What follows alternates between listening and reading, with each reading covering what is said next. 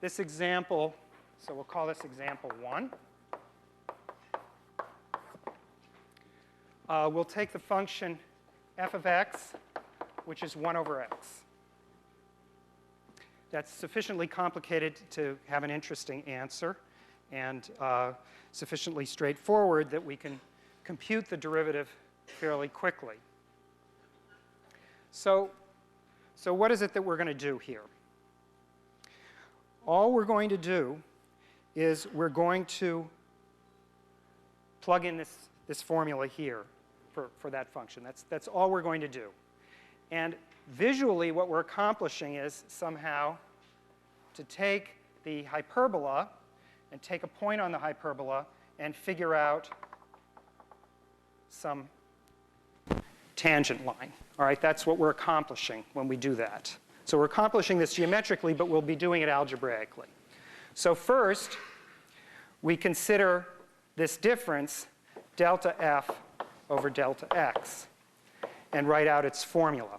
So I have to have a place, so I'm going to make it, again, above this point x0, which is a general point. We'll make the general calculation.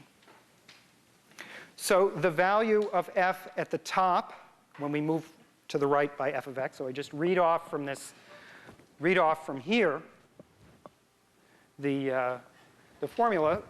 The first thing I get here is 1 over x0 plus delta x. That's the left-hand term, minus 1 over x0. That's the right-hand term.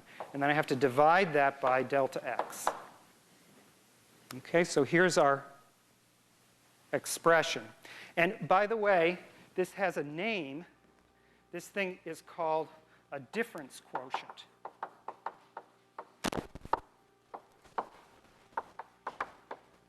It's pretty complicated because there's always a difference in the numerator, and in disguise the denominator is a difference because it's the difference between the value on the right side and the value on the left side here. Okay, so now we're going to simplify it by some algebra. So let's just take a look. So this is equal to, let's continue on the next level here. This is equal to 1 over delta x times, now all I'm going to do is put it over a common denominator. So the common denominator is x0 plus delta x times x0.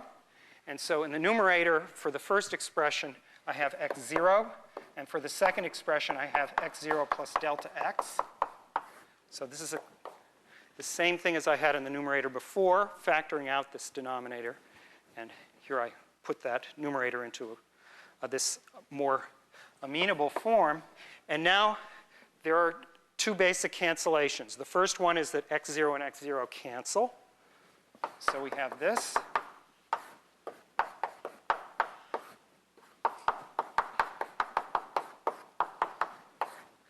And then the second step is that these two expressions cancel, right? The numerator and denominator. Now we have a cancellation that we can make use of. So we'll write that under here. And this is equals minus 1 over x0 plus delta x times x0. And then the very last step is to take the limit as delta x tends to 0. And now we can do it. Before we couldn't do it. Why? Because the numerator and the denominator gave us 0 over 0. But now that I've made this cancellation, I can pass to the limit. And all that happens is I set this delta x equal to 0, and I get minus 1 over x0 squared. All right, so that's the answer.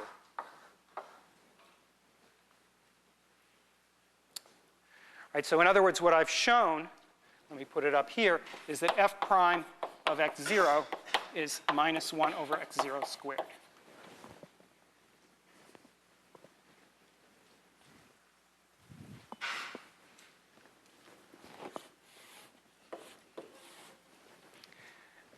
Now, let's look at the graph just a little bit to check this for plausibility, all right? What's happening here is, first of all, it's negative, right? It's less than 0, which is a good thing. You see that slope there is negative.